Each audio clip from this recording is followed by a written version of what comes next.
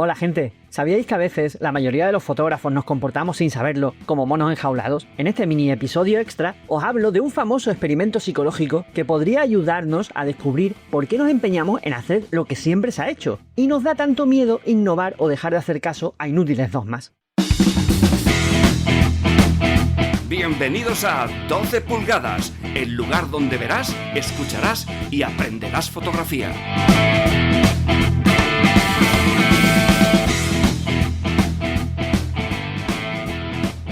Hoy voy a empezar el programa contándoos una historia sobre un experimento. Bueno, más bien quizás sea mejor decir que es una fábula, un cuento que hace tiempo circulaba mucho por internet, pero que viene genial para lo que quiero contaros, para hacernos pensar un poco. Se titulaba El experimento de los monos y los plátanos. La cosa era tal que así. Un grupo de científicos, para hacer un experimento sobre el comportamiento de comunidades, encerró a 5 monos en una jaula. En el centro, pusieron una escalera y arriba del todo, colgado del techo, un buen montón de jugosos plátanos. Claro, ¿qué hace un mono cuando ve plátano? Pues tira para arriba de cabeza. Pero los científicos, que ya sabemos que son siempre tela de judíos en los cuentos y en las pelis, tenían un plan un poco retorcido. Cada vez que un mono intentaba subir a la escalera, ¡zas!, le lanzaba un chorro de agua fría helada a todos. A los 5. No solo al que subía, sino también a los que se quedaban abajo mirando. Eso se repitió una y otra vez. Mono que intentaba subir a por los plátanos, mono que se quedaba empapado en agua fría junto a todos los demás. Al cabo de un tiempo, y después de llevarse unas cuantas duchas de agua fría, los monos pillaron la relación. Así que para evitar el castigo, en cuanto uno intentaba acercarse a la escalera, los otros 4 iban, lo agarraban y le metían una paliza de campeonato. Al final, lógicamente, a ninguno se le ocurría subir, por muchas ganas que tuvieran de plátano. El miedo a la ducha fría era mayor que el hambre. Y aquí viene lo curioso. En ese momento, cuando ya ninguno se atrevía a subir a por los plátanos, los científicos, cabroncetes ellos, sacaban a uno de los monos veteranos de la jaula y metían a uno nuevo, un novato que no sabía de qué iba la película. Claro, el pobre tío entraba, veía los plátanos y iba directo a la escalera. ¿Qué hacían los demás? Lo bajaban a golpes antes de que cayese el agua fría. El nuevo no entendía absolutamente nada, pero después de un par de veces recibiendo una samantapalo, aprendía la lección. La escalera no se toca. Y ese era el momento en que los cabroncetes de los científicos sustituían a un segundo mono veterano por otro nuevo. Pasaba exactamente lo mismo. El nuevo intentaba subir y lo molían a palos. Y aquí había un detalle clave, y muy curioso. El primer mono sustituido, el que jamás había recibido el chorro de agua fría, el que solo sabía lo que era recibir leches de los demás, también participaba con saña en la paliza al nuevo. Fueron cambiando así al tercero, al cuarto y al quinto. Al final, ¿qué quedaba en la jaula? Un grupo de 5 monos que jamás habían recibido un chorro de agua helada, pero que continuaban apaleando a cualquiera que intentase subir a por los plátanos. Si hubiera habido alguna manera de hablar con los pobres monos y preguntarles por qué pegaban al que subía, la respuesta de los 5 habría sido: no lo sé, aquí las cosas siempre se han hecho así. Quizá habéis escuchado esa historia alguna vez en conferencias de motivación o en charlas de empresa, quizá en alguna de mis ponencias para alguna asociación, o habéis leído un artículo que publiqué hace tiempo en mi blog. No lo escribió ningún mono, fui yo, aunque a veces puedo parecer un poco simiesco, lo sé. El caso es que hay quien lo cuenta como si fuera un experimento sociológico real de los años 60, e incluso te citan fuentes, pero vamos, para no caer en la trampa y si indagas un poco te das cuenta rápido de que es un mito, un cuento de internet. El experimento original en el que se basa, que lo hizo un psicólogo llamado Stephenson, no tiene casi nada que ver con esto. Ya sabréis que a mí no me gusta dar las cosas por sentado. Me gusta cuestionarlo todo para no caer precisamente en el bucle que cuenta la propia fábula. Ahora bien, que sea un cuento no le quita ni un ápice de valor. El mensaje es cojonudo. Y si lo pensáis fríamente, es totalmente aplicable al mundo de la fotografía actual. Porque sí, este podcast va de fotografía, ahora voy con ello. Os cuento por qué me dio por rescatar esta historia. Últimamente me cruzo por las redes y por canales como YouTube, TikTok y demás con discursos muy dogmáticos sobre las reglas de la fotografía.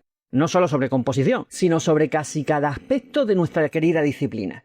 Que si hay que cumplir las reglas a rajatabla, que si hay que difundirlas como si fueran los 10 mandamientos, que si haces fotografía de calle de tal manera no te puedes llamar fotógrafo de calle, que si el retrato hay que hacerlo con tal o cual objetivo, que si no tienes una cámara full frame no eres profesional, incluso que si miras por la pantalla al hacer fotos en lugar de por el visor, no puedes llamarte fotógrafo. Tócate los cojones. Y la mayoría de las veces se dicen y se hacen por inercia, sin saber muy bien qué hay detrás, qué hay de verdad o de mentira en tales contundentes afirmaciones. Seguro que os suenan cosas como las normas en Street Photography, el método infalible de hacer buenas fotos de paisaje o la famosa regla de los tríos, que oye, que el nombre es muy sugerente, pero no tiene nada que ver con lo que estáis pensando, ¿eh? Va de agrupar elementos impares en composición, nada sexual que ya os oigo venir. En fin, te explican estas directrices en los tutoriales, artículos, vídeos, libros y ponencias como si fueran leyes inamovibles de la física. Como si por el simple hecho de colocar los ojos de tu modelo en una intersección mágica de la cuadrícula, tu imagen pasará automáticamente a ser una obra de arte. Como si la fotografía fuera seguir una única receta y no hubiera nada más detrás. Peor que lo de la tortilla de patatas con o sin cebolla. Vamos a pararnos un momento a analizar 3 de estas escaleras de plátano en las que nos comportamos como auténticos monos. Que hay muchas más, ¿eh? La primera, la reina de todas, la regla de los tercios. Hace poco hice un mini podcast precisamente sobre ella. El caso es que nos dicen desde el día 1 que el centro es aburrido, que el centro es pecado, hay que descentrarlo todo. Y tú ves a fotógrafos principiantes y no tan principiantes retorciendo el encuadre de forma antinatural solo para que el sujeto coincida con el maldito tercio. ¿Por qué? Porque si centras la foto, viene el tribunal de internet y le da la paliza. Está centrada, no tiene fuerza. A ver, alma de cántaro, si el sujeto tiene una simetría brutal o si la fuerza de la mirada exige un eje central como hacían los grandes retratistas clásicos, ¿por qué demonios vas a forzar el tercio? Pues porque aquí las cosas siempre se han hecho así. Otra que me hace mucha gracia, el dogma del histograma perfecto.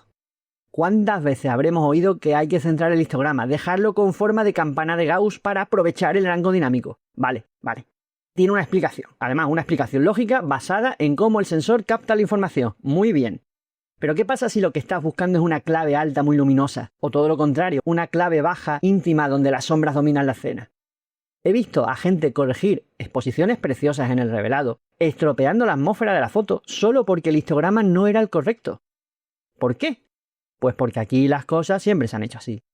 Hemos aprendido a mirar gráficos antes que a mirar la propia imagen. Y bueno, la tercera, e insisto, hay muchas más, ¿vale? Estas no son las únicas.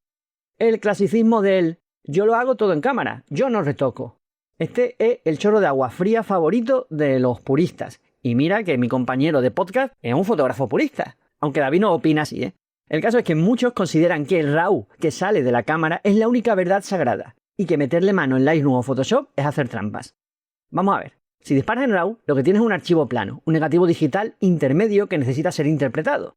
Los que revelaban en el laboratorio químico con máscaras, tapados y químicos, como el mismísimo Ansel Adams, alteraban el contraste y la luz de forma salvaje. Pero hoy en día, si enseñas una foto con un procesado potente que se sale de lo común, sale el mono de la jaula a gritar «¡Eso es Photoshop! ¡Eso no es fotografía!». ¿Por qué? Pues porque aquí las cosas siempre se han hecho así. A ver, que no quiero que me malinterpreten. Las reglas no son malas en sí mismas.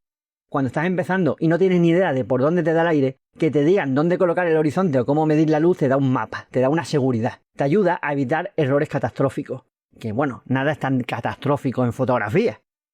El problema no son las reglas. El problema es cuando lo convertimos en obediencia ciega. Convertirse en un esclavo de las normas es el camino más rápido para hacer fotos aburridas, predecibles y clonadas. Si miras las redes hoy en día, Instagram parece una gran jaula de monos. Por ejemplo, a veces me parece que todos los paisajes se fotografían igual, con los mismos colores, el revelado por panel de Tony Kuiper, con los mismos encuadres y los mismos cielos sustituidos. A veces nos comportamos exactamente como los monos del cuento. Criticamos al que arriesga, al que quema un fondo de forma intencionada, al que trepida una foto para transmitir velocidad o al que corta una mano en un plano cerrado porque la expresión de la cara era brutal.